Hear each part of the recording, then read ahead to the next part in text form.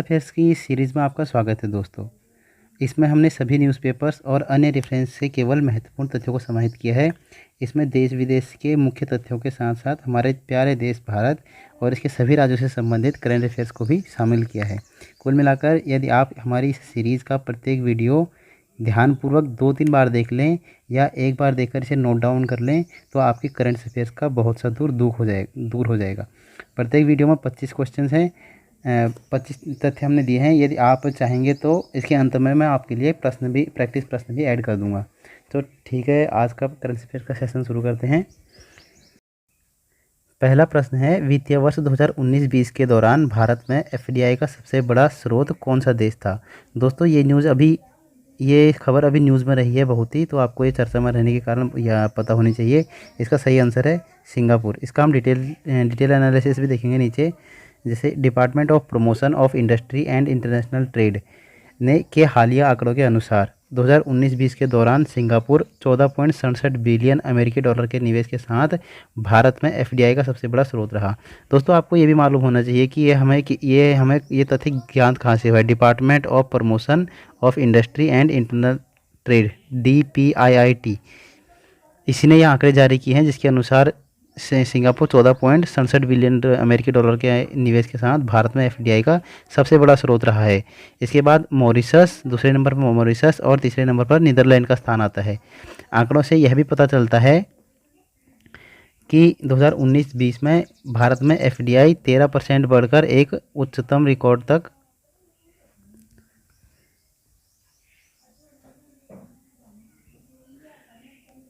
FDI 13% बढ़कर एक record स्तर 49.97 बिलियन डॉलर का हो गया है। अधिकतम विदेशी प्रवाह सेवा क्षेत्र, मतलब कि सबसे ज़्यादा जो विदेशी एफडीआई आया है वो सर्विस सेक्टर में आया है। किस में आया है? सर्विस सेक्टर में। कितना?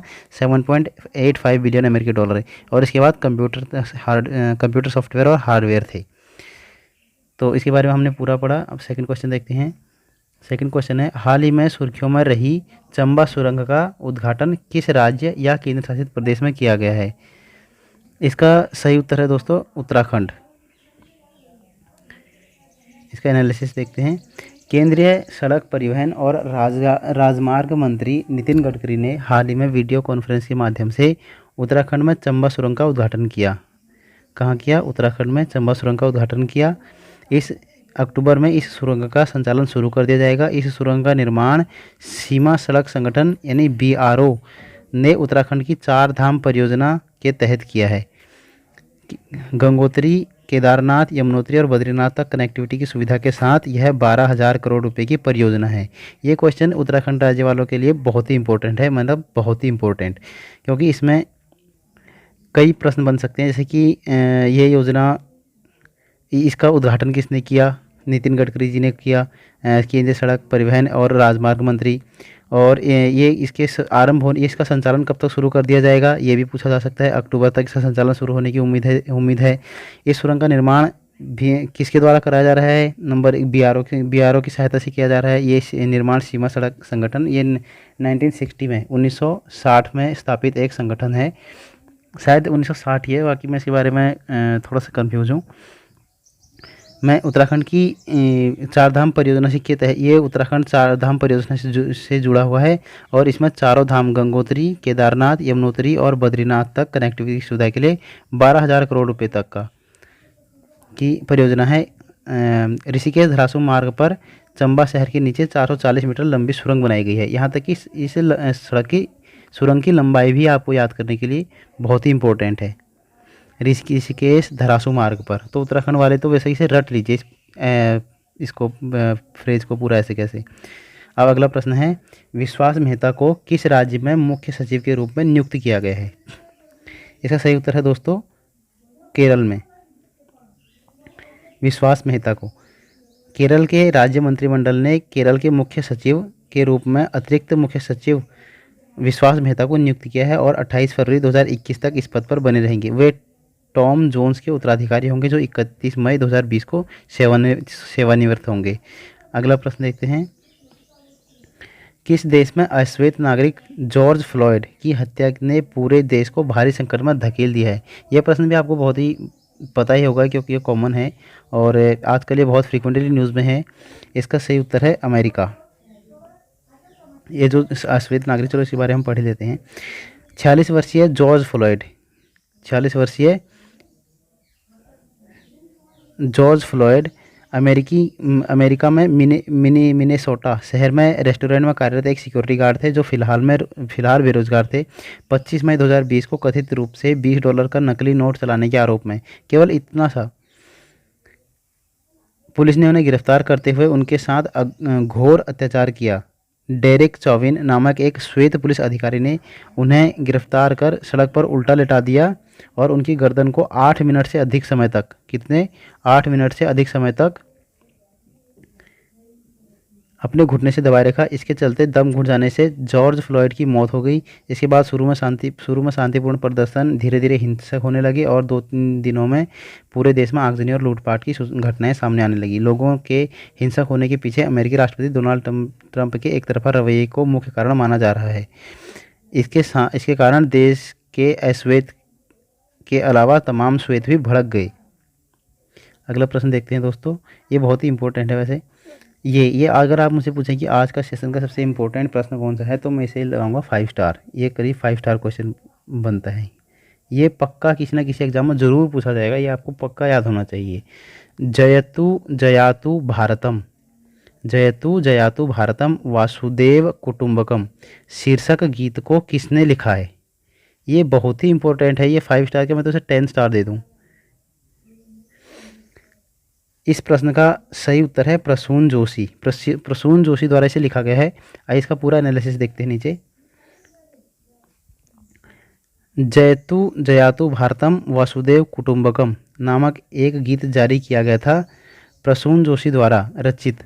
इस गीत को शंकर महादेवन द्वारा संगीतबद्ध किया गया था, जिसमें देश की इच्छा शक्ति बढ़ाने और आत्मनिर्भरता की भावना को जगाने के लिए इस कठिन समय में कोविड-19 महामारी के दौरान महान गायिका लता मंगेशकर जैसे 211 गायक शामिल थे। ये कोविड-19 में देशवासियों के इच्छा शक्ति बढ़ाने और आत्मनिर्भरता की भावना को जगाने के लिए कठिन समय में ये गीत जारी किया गया था। किसके द्वारा? गायक इसी रचना की गई थी प्रसून जोशी द्वारा। ठीक है, ये आपको याद रखना है।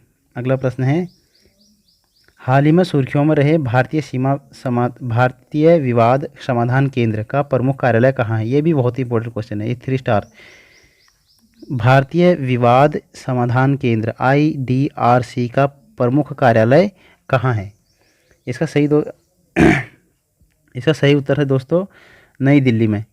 इसका कार्यालय कहाँ है? नई दिल्ली में। IRDC का किस चीज़ का है? ये भारतीय सीमा समाधान केंद्र का प्रमुख कार्यालय नई दिल्ली में है। आइए इसका विस्तार देखते हैं। सर्वोच्च न्यायालय के पूर्व न्यायाधीश और सिंगापुर के इंटरनेशनल कमर्शियल कोर्ट के जज AK सीकरी ने हाल ही में भारतीय विवाद समाधान केंद्र का उद्घाटन किया है। IRDC कुछ सॉफ्टवेयर पोर्टल्स के माध्यम से पेपरलेस विवाद समाधान वातावरण प्रदान करता है। इसके मध्यस्थता पैनल में सर्वोच्च न्यायालय, उच्च न्यायालयों, जिला अदालतों के न्यायाधीश और वरिष्ठ अधिवक्ता, पूर्व नौकरशाह, चार्टर्ड अकाउंटेंट शामिल हैं। IDRC देश में रणनीतिक रूप से वाणिज्यिक स्थानों पर स्थित है और इसका मुख्यालय नई दिल्ली में है। मुख्य कार्यालय नई दिल्ली में है। अगला प्रश्न देखते हैं। शीर्ष 10 वैश्विक पहलों में सूचीबद्ध खुडोल पहल का संबंध किस राज्य से है? देखिए, मैंने कहा शुरू में ही आपको बता दिया था कि इसमें देश विदेश के साथ साथ हमारे देश और देश के मतलब सभी राज्यों के करंट अफेयर्स को इसमें लगभग शामिल करने की कोशिश की गई है। खुडोल पहल का संबंध किस राज्य से है? इसका संबंध है दोस्तों मणिपुर से। किससे संबंधित है ये? मणिपुर से।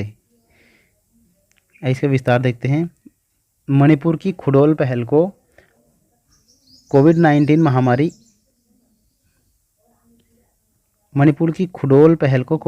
महामारी से निपटने की समावेशी लड़ाई के लिए शीर्ष 10 वैश्विक पहलों में सूचीबद्ध किया गया है।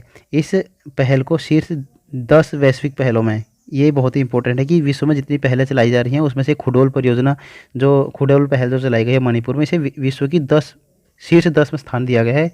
शामिल इस पहल को शीर्ष 10 वैश्विक पहलों में शामिल United nation secretary general on youth द्वारा किया गया। खुडोल पहल को इम्फाल स्थित एनजीओ वाई या आल द्वारा शुरू की गई थी। खुडोल पहल के जरिए LGBTQI+ समुदाय, HIV के प्रभावित लोगों, दैनिक मजदूरी कमाने वाले बच्चों और किशोरों के भोजन, स्वास्थ्य और स्वच्छता आवश्यकताओं की आपूर्ति को सुनिश्चित किया जा रहा है। यह लोगों द्वारा जुटाई कोष वाली पहल है जिसने लगभग 2000 परिवारों और व्यक्तियों की बुनियादी ज़रूरतों को पूरा करने के लिए 100 स्वयंसेवकों का एक नेटवर्क तैयार किया है। अगला प्रश्न देखते हैं दोस्तों। बलबीर सिंह का 25 मई को निधन हो गया। वह किस खेल से संबंधित थे? बलबीर सिंह वे थे हॉकी से संबंधित। ठीक है दोस्तों, के बारे में देख लेते हैं। हॉकी के महानतम खिलाड़ियों में से एक, 3 बार के ओलंपिक स्वर्ण विजेता, ये इम्पोर्टेंट है इसलिए इनके बारे में आ रखा है। 3 बार के ओलंपिक स्वर्ण पदक विजेता बलबीर सिंह सीनियर का 25 मई 2020 को निधन हो गया। वह पिछले 2 सप्ताह से कई स्वास्थ्य समस्याओं से जूझ रहे थे। देश के महानतम एथलीटों में से एक बलबीर सीनियर अंतर्राष्ट्रीय ओलंपिक समिति द्वारा चुने आधुनिक ओलंपिक इतिहास के 16 महानतम ओलंपियनों में शामिल थे। हेलसिंकी ओलंपिक फाइनल में नीदरलैंड के खिलाफ 5 गोल का उनका रिकॉर्ड आज भी कायम है। उन्हें 1957 में पद्मश्री से नवाजा गया था और यह सम्मान पाने वाले वह पहले खिलाड़ी थे। बलबीर सीनियर ने लंदन, हेलसिंकी और मेलबर्न ओलंपिक में स्वर्ण पदक जीते थे। वह 1975 में विश्व कप जीतने वाली भारतीय टीम के मैनेजर भी थे। अब आपको मैं इसमें 2-3 चीज़ एक्स्ट्रा बता देता हूँ जो कि इसमें आ रखी हैं। एक है हेलसिंकी राजधानी है दोस्तों फिनलैंड। ये यूरोप का एक देश है, स्कैंडिनेवियन कंट्री में आता है। ये हेलसिंकी की राजधानी है। और एक लंदन, ये ब्रिटेन की राजधानी है लंदन। ये हेलसिंकी फिर से रिपीट हुआ है। मेलबर्न कहाँ आपको पता होगा? ऑस्ट्रेलिया में। ठीक है, अगला प्रश्न देखते हैं। अमेरिका के किस अखबार ने कोरोना संक्रमण से मरने वाले 1000 लोगों के पहले पेज पर नाम छापे हैं? इसका सही उत्तर है दोस्तों न्यूयॉर्क टाइम्स ने।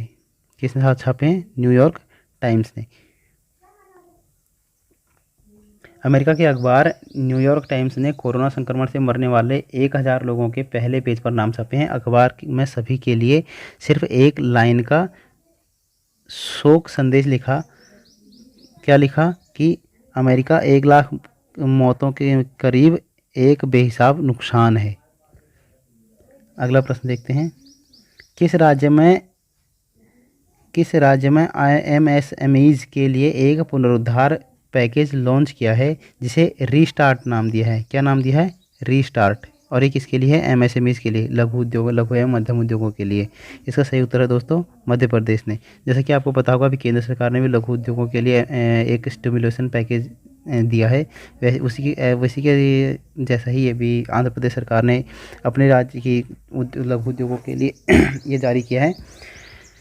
आंध्र प्रदेश सरकार ने राज्य के MSMEs के लिए राज्य के MSMEs हैं के लिए रीस्टार्ट नामक एक पुनरुद्धार पैकेज तैयार किया है। इस पैकेज का परिव्यय 1110 करोड़ है। इस पैकेज की मुख्य विशेषता MSMEs इकाइयों को सभी बकाया प्रोत्साहनों का भुगतान, 3 महीने की निर्धारित मांग शुल्क में छूट, पहला प्रोत्साहनों का भुगतान, 3 महीने की निर्धारित मांग शुल्क में छूट और MSME को कार्यशील पूंजी ऋण और बेहतर बाजार पहुंच उपलब्ध कराना है। MSMEs अधिनियम ने बाजार पूंजी नीति यह सुनिश्चित करेगी कि 25% सरकारी खरीद सूक्ष्म और छोटी इकाइयों से हो। उद्योग मंत्री के अधीन निवेश आकर्षित करने के लिए यह एक टास्क फोर्स का गठन किया है। अगला क्वेश्चन देखते हैं। किस संस्थान ने हाल ही में ब्रीथेबल नवरक्षक PPE किट विकसित की है? इसका सही उत्तर है दोस्तों भारतीय नौसेना ने। इसको आप ऐसे याद रखते हैं, नवरक्षक नौसेना PPE किट विकसित की है। ब्रीथेबल नवरक्षक PPE किट, इसका आंसर है भारतीय नौसेना ने। आइए इसका विस्तार देखते हैं। भारतीय नौसेना ने सांस लेने में अक्षम अभिनव कपड़े से एक नई पीपीई किट नवरक्षक तैयार की है। नवरक्षक, इस पीपीई किट का नाम नवरक्षक रखा है। यह पीपीई किट कोविड-19 महामारी से लड़ने में काम करने वाले स्वास्थ्य कर्मचारियों को बहुस्तरीय कवर पहनने वाले पीपीई की तुलना में आराम प्रदान करेगी, जो रोगियों का गर्म और नमी की स्थिति में 12-12 घंटे तक इलाज करते हैं। इस मटेरियल की ब्रीथेबिलिटी को इस प्रकार समझा जा सकता है कि इसमें जल वाष्प को निकलने देने और पानी को अंदर आने से रोकने की क्षमता है।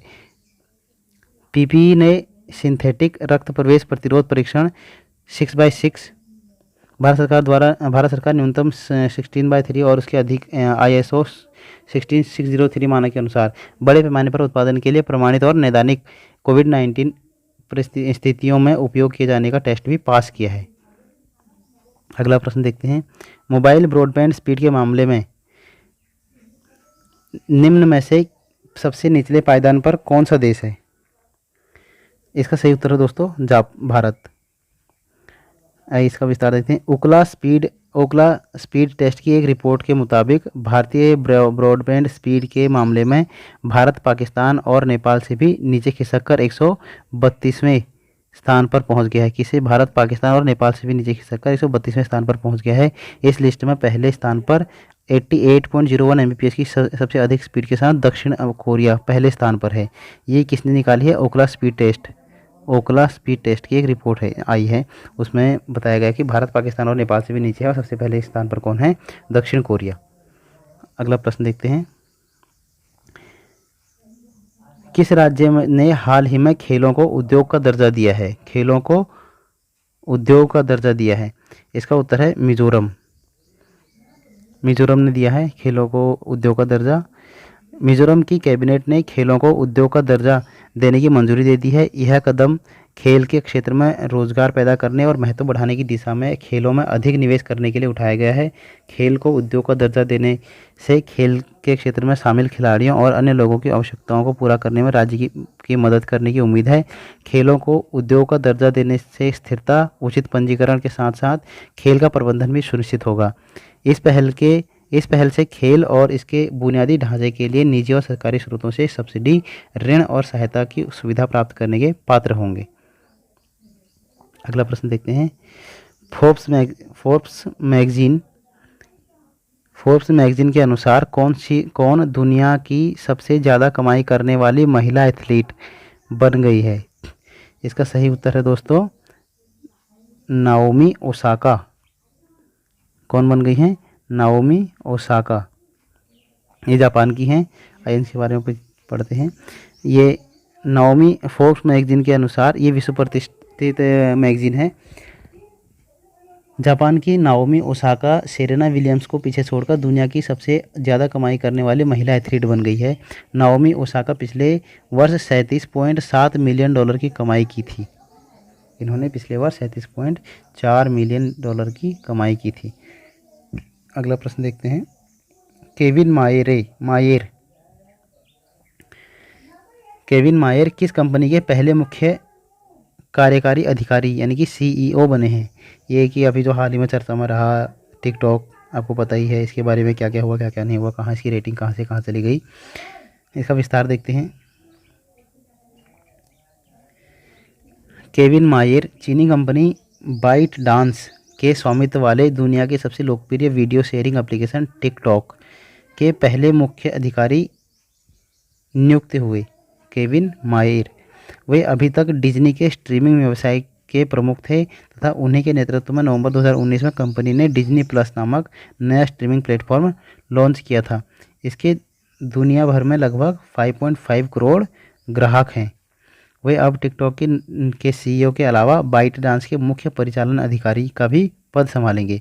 वहीं अभी तक टिकटॉक के प्रमुख का पद संभालने वाले एलेक्स जू अब बाइट डांस के उपाध्यक्ष का पद संभालेंगे। अगला प्रश्न। किस देश ने हाल ही में ओपन स्काईज संधि से अलग होने की घोषणा की है? ये भी इम्पोर्टेंट है दोस्तों। कितना? 3 स्टार रेटिंग। यह अमेरिका ऐसे कर्तव्य करता है जो हर संधि को छोड़ के भाग जाता है। पहले सबको कहता है कि संधि करते हैं, बाद में जब इसी के ऊपर बात आती है तो संधि से मुकर जाता है। अमेरिका ने हाल ही में घोषणा की है कि देश ओपन स्काईज संधि नाम की प्रमुख वैश्विक संधि से अलग हो जाएगा। 35 देशों की यह संधि सदस्य देशों के क्षेत्रों पर निहत्थे निगरानी उड़ानों की अनुमति देती है। अमेरिकी प्रशासन ने यह भी रेखांकित किया है कि रूस ने संधि की शर्तों का बार बार उल्लंघन किया है। यही इसकी प्रॉब्लम रहती है अमेरिका की, कि ये खुद संधि से हटना चाहता है और उसका इल्ज़ाम दूसरे देश पर लगाता है। अगला प्रश्न देखते हैं। विश्वविद्यालय अनुदान आयोग ने विश्वविद्यालयों को क्रेडिट ट्रांसफ़र करने के लिए किस पोर्टल के ऑनलाइन पाठ्यक्रमों का उपयोग करने का निर्देश दिया है? ये भी क्वेश्चन इंपॉर्टेंट है। इसका आंसर है स्वयं। उस पोर्टल का नाम है स्वयं पोर्टल। इसका विस्तार देखते हैं। विश्वविद्यालय अनुदान आयोग ने हाल ही में विश्वविद्यालयों और कॉलेजों को क्रेडिट ट्रांसफ़र के लिए मानव संसाधन और विकास मंत्रालय के स्वयं पोर्टल पर उपलब्ध व्यापक ओपन ऑनलाइन पाठ्यक्रम मूक व्यापक ओपन ऑनलाइन पाठ्यक्रम का उपयोग करने का निर्देश दिया है। ये स्वयं परियोजना जो किसके द्वारा चलाई जा रही है, किसके पोर्टल पर उपलब्ध है, ये आपको याद करना है। मानव संसाधन और विकास मंत्रालय। ये कई बार पूछ लेता है कि स्वयं पोर्टल जो है या स्वयं जो परियोजना है कि ये योजना किसके द्वारा चलाई जा रही है, किसके अंडर में चलाई जा रही है, तो आपको पता होना चाहिए मानव संसाधन एवं विकास मंत्रालय के अधीन। यूजीसी ने पोर्टल पर उपलब्ध 82 अंडर ग्रेजुएट और 42 स्नातकोत्तर गैर इंजीनियरिंग मैसिव ओपन ऑनलाइन पाठ्यक्रम की सूची भी जारी की है। ऑनलाइन शिक्षण पाठ्यक्रम के लिए क्रेडिट फ्रेमवर्क पर यूजीसी ने के हालिया नियमों के अनुसार छात्र मूक के लिए नामांकन कर सकते हैं और जुलाई 2020 से क्रेडिट प्राप्त कर सकते हैं। अगला प्रश्न देखते हैं। रिजर्व बैंक ने 22 मई को रेपो रेट यानी रेपो दर 4.4% से घटाकर कितने प्रतिशत कर दिया है? इसे और भी घटाकर रिजर्व बैंक ने कर दिया है 4%। कितने प्रतिशत? 4%। इसका विस्तार देखते हैं। रिजर्व बैंक ने 22 मई को रेपो रेट 4.4% से घटाकर 4% कर दी है। रिवर्स रेपो रेट में भी कमी की गई है। रिजर्व बैंक के गवर्नर शक्तिकांत दास मुंबई में मीडिया को इसकी जानकारी दी। रिजर्व बैंक के गवर्नर ने कहा कि आज घोषित उपायों को मुख्य रूप से 4 वर्गों में बांटा गया है। यह हैं बाजार के कामकाज में सुधार लाना, आयात और निर्यात को बढ़ावा देना, ऋण सेवाओं और कार्यकारी पूंजी के मामले में राहत देकर आर्थिक दबाव को कम करना और राज्य सरकारों के वित्तीय संकट को कम करना। अर्थव्यवस्था पर कोविड-19 महामारी के प्रभाव का उल्लेख करते हुए उन्होंने कहा कि चालू वित्त वर्ष के दौरान सकल घरेलू उत्पाद की दर ऋणात्मक हो जाएगी। शक्तिकांत दास ने कहा कि वित्त वर्ष 2020-21 के दौरान पहली छमाही में मुद्रास्फीति की दर स्थिर रहेगी, लेकिन दूसरी छमाही में कम होकर 4% भी हो सकती है। अगला प्रश्न देखते हैं। निम्नलिखित में से विश्व स्वास्थ्य संगठन के कार्यकारी बोर्ड के अध्यक्ष के रूप में किसे चुना गया है? इसका सही उत्तर है दोस्तों डॉक्टर हर्षवर्धन जी को। किसको चुना गया है? हर्षवर्धन जी। ये हमारे स्वास्थ्य मंत्री हैं देश के। केंद्रीय स्वास्थ्य मंत्री, इसका विस्तार देखते हैं। केंद्रीय स्वास्थ्य मंत्री हर्षवर्धन को विश्व स्वास्थ्य संगठन WHO के कार्यकारी बोर्ड के अध्यक्ष के रूप में चुना गया है। वह 22 मई को जापान के हिरोकी नकटानी के उत्तराधिकारी का पदभार संभालेंगे। WHO के कार्यकारी बोर्ड में वर्तमान में 34 सदस्य हैं। कितने कार्यकारी बोर्ड में? 34 सदस्य हैं। अगला प्रश्न देखते हैं। किस राज्य ने 21 मई को राजीव गांधी किसान न्याय योजना शुरू की है? ये जो योजनाएं चलाई जाती है दोस्तों, ये बहुत ही इंपॉर्टेंट होती हैं। ये लोअर PCS या ग्रुप C-D के जितने भी एग्जाम होते हैं उनमें लगातार पूछी जाती हैं। तो इसका सही उत्तर है छत्तीसगढ़। किसके द्वारा राजीव गांधी किसान न्याय योजना किसके द्वारा शुरू की गई है? छत्तीसगढ़ के द्वारा। छत्तीसगढ़ सरकार ने 21 मई 2020 को पूर्व प्रधानमंत्री राजीव गांधी की पुण्यतिथि पर राजीव गांधी किसान न्याय योजना शुरू की, जिसके तहत खरीफ 2019 से धान तथा मक्का लगाने वाले किसानों को अधिकतम 10,000 रुपये प्रति एकड़ की सहायता से राशि दी जाएगी। आगे देखते हैं। पहली बार किस वर्ष में अंतर्राष्ट्रीय चाय दिवस कब मनाया जाएगा? पहली बार किस वर्ष में अंतर्राष्ट्रीय चाय दिवस कब मनाया जाएगा? इसका सही उत्तर है दोस्तों 2020 में। ये पहली बार ही मनाया जा रहा है। 21 मई 2020 को चाय के क्षेत्र से लेकर कप तक के सभी के लिए लाभ के तहत अंतर्राष्ट्रीय चाय दिवस मनाया जाएगा। यह दिवस उन देशों को एक साथ लाता है जहां चाय की खेती से रोजगार और आय का एक महत्वपूर्ण स्रोत है। पिछले साल संयुक्त राष्ट्र महासभा के खाद्य और व कृषि अंतर सरकारी समूह IGG में भारत द्वारा भेजे गए प्रस्ताव के आधार पर 21 मई को अंतर्राष्ट्रीय चाय दिवस के रूप में नामित किया गया था। अब ये भी प्रश्न बन गया कि अंतर्राष्ट्रीय चाय दिवस कब मनाया जाता है? 21 मई को। अगला प्रश्न देखते हैं। बेंजामिन नेतान्याहू ने किस देश के लिए 5वीं बार प्रधानमंत्री के रूप में शपथ ली है? किसने? बेंजामिन नेतान्याहू ने। इसका सही उत्तर है इजराइल। इजराइल देश के लिए इन्होंने 5वीं बार प्रधानमंत्री पद की शपथ ली है। इसमें वही बताया गया है कि बेंजामिन नेतान्याहू ने ब्लू और वाइट पार्टी के प्रतिद्वंदी सहयोगों को हराकर 5वीं बार इजराइल के प्रधानमंत्री के रूप में शपथ ली है। अब वो 13 नवंबर 2021 तक इस पद की अध्यक्षता करेंगे। अगला प्रश्न देखते हैं। निम्नलिखित में से किस देश ने ओडिशा और पश्चिम बंगाल से टकराने वाले चक्रवात का नाम अम्फान रखा? अम्फान तूफान अभी सुर्खियों में रहा था, न्यूज़पेपर में भी हेडलाइन बहुत इसके बारे में आया था, आपको पता ही होगा। तो किसने रखा था इसका नाम अम्फान? इसका नाम रखा था अम्फान थाईलैंड के द्वारा। किसके द्वारा रखा गया था? थाईलैंड के द्वारा। अभी एक चक्रवात और आया था दोस्तों, कौन सा? निसर्ग। कहाँ? महाराष्ट्र, मुंबई में। ठीक है,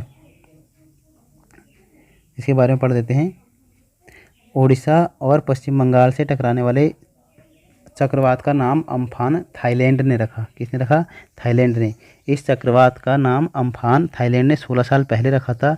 यह चक्रवात 1999 के ओडिशा के चक्रवात के बाद से बंगाल की खाड़ी में आने वाला पहला उष्णकटिबंधीय चक्रवात है। अब अभी प्रश्न आपसे वो घुमा के भी पूछा जा सकता है कि जो अम्फान चक्रवात अभी आया था, ओडिशा के तट से टकराया था, जिसका नामकरण थाईलैंड ने किया था, वह कौन सा चक्रवात है? तो ये कौन सा है? उष्णकटिबंधीय चक्रवात, ट्रॉपिकल उष्णकटिबंधीय चक्रवात है, ट्रॉपिकल साइक्लोन। 19 मई 2020 को अम्फान चक्रवात के कारण भारत के ओडिशा और पश्चिम बंगाल राज्यों के अलावा बांग्लादेश में भी खासी तबाही हुई थी। अगला प्रश्न देखते हैं। गुजरात सरकार ने किस शहर में डिजिटल भुगतान को अनिवार्य कर दिया है? गुजरात सरकार ने किस शहर में डिजिटल भुगतान को अनिवार्य कर दिया है? तो इसका सही आंसर है अहमदाबाद में। कहाँ कर दिया है? अहमदाबाद में। कोविड-19 के प्रसार को रोकने के लिए ऐसा गुजरात सरकार द्वारा कदम उठाया गया है कि डिजिटल भुगतान को अब अनिवार्य किया जाएगा और जो डिलीवरी करने वाले व्यक्ति हैं उनके लिए प्रोटोकॉल भी जारी किया जाएगा। अगला प्रश्न देखते हैं। देश में रोजगार को बढ़ावा देने के लिए MG NREGA, Mahatma Gandhi national rural employment guarantee act के लिए अतिरिक्त फंड आवंटित कितना किया गया है? इसका सही आंसर है 40,000 करोड़ रुपये। ये देश में रोजगार को बढ़ावा देने के लिए MG नरेगा के द्वारा अतिरिक्त फंड आवंटित किया गया है। इसके बारे में विस्तार से पढ़ लेते हैं। MG नरेगा योजना के तहत देश के ग्रामीण भागों में रोजगार सृजन के लिए अतिरिक्त 40,000 करोड़ रुपये का आवंटन किया जाएगा। यह प्रवासी श्रमिकों को राहत प्रदान करने के लिए लगभग 300 करोड़ व्यक्ति दिन उत्पन्न करने में मदद करेगा। आज का करंट अफेयर्स का सेशन यहीं पे समाप्त करते हैं दोस्तों।